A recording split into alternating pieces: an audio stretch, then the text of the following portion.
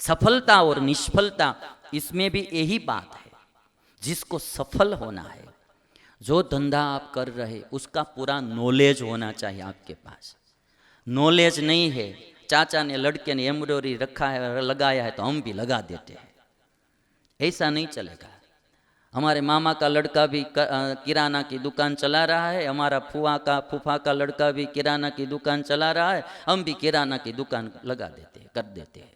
ऐसे नहीं चलेगा। जो धंधा आपको करना है, जो कार्य आपको करना है, उसका पूरा नॉलेज होना चाहिए, ज्ञान होना चाहिए पूरा, कि ये किस तरह से हो सकता है। यदि आपको कोई दुकान ही कोई चीज़ की बनानी है तो कहाँ से हमको सस्ता माल मिलेगा, कैसे हम इसकी एडवर्टाइज करेंगे, कैसा हमारा ज़्यादा माल बिकेगा, कैसे हमको ज़्यादा मुनाफा होगा, वो सब सोचना पड़ता है।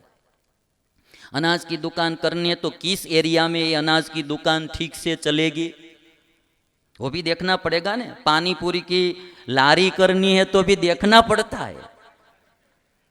वो पानी पूरी का यदि कोई भी बिजनेस आपको खोलना है तो जहां शाक मार्केट होता है, सब्जी की मार्केट, वहां खोलना चाहिए, तो अच्छी तरह से चलेगी पानी पूरी की दुकान।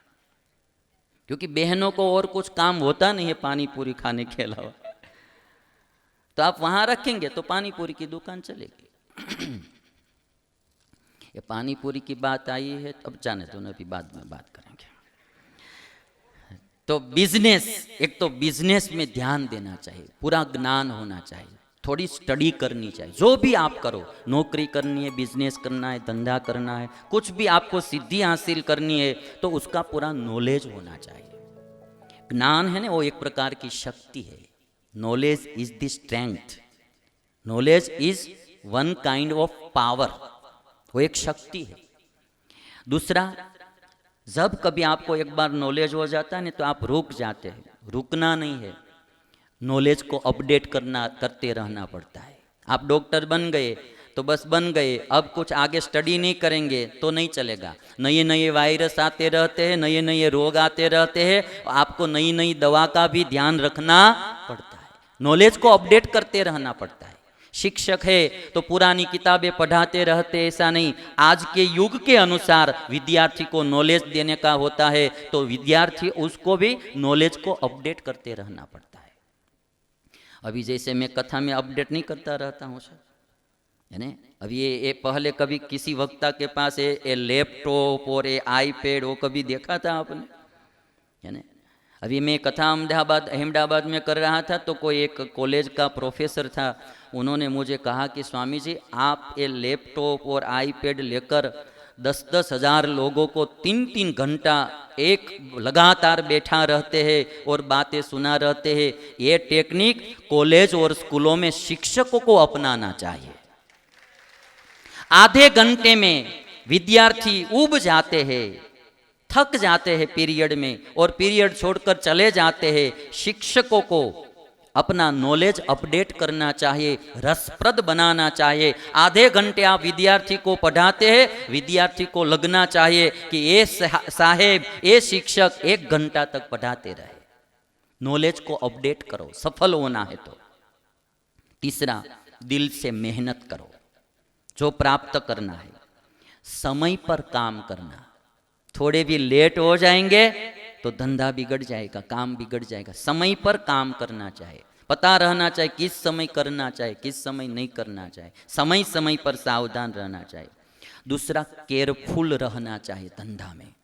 थोड़ी भी सावधानी हटी, दुर्घटना घटी। जैसे लिखते हैं ना बोर्ड यहाँ ड्राइविंग में, यहाँ भी ऐसा ही होगा, सावधान रहना पड़ता है, केयरफुल रहो। सफल होना है तो आप लोगों को थोड़ी सी भी सावधानी दूर जाएगी तो आप सफल नहीं होंगे।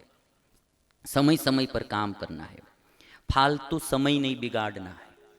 आजकल लोग मोबाइल में, टीवी में, क्रिकेट में, घूमने फिरने में और फोकट बातों करने में टाइम बिगाड़ते रहते हैं। वो आदमी कभी सफल नहीं हो सकता है। जो आदमी रात दिन अपना कार्य सोचता रहता है वह सफल होता है।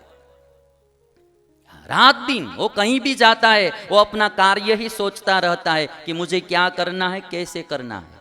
तो वह आदमी सफल हो सकता है, नहीं तो नहीं। अभी अभी मैं जो आपको कथा सुना रहा हूँ ना, तो मुझे कोई भी एक भी शब्द देखना होता नहीं, हिंदी का, इंग्लिश का, संस्कृत का, कहीं भी। मेरे पास पूरी लाइब्रेरी रहती है। मैं एक दिन में 10 बार, 15 बार, 100 बार खड़ा होना पड़ता है, तो मैं खड़ा होता हूँ, डिक्शनरी देख लेता हूँ। चलता है ऐसा नहीं, चलता है ऐसा नहीं। हमारे सर्वमंगल स्वामी जो होते हैं तो वो डिक्शनरी कभी भी नहीं बोलते, वो हमारे साथ हिंदी बोलते हैं।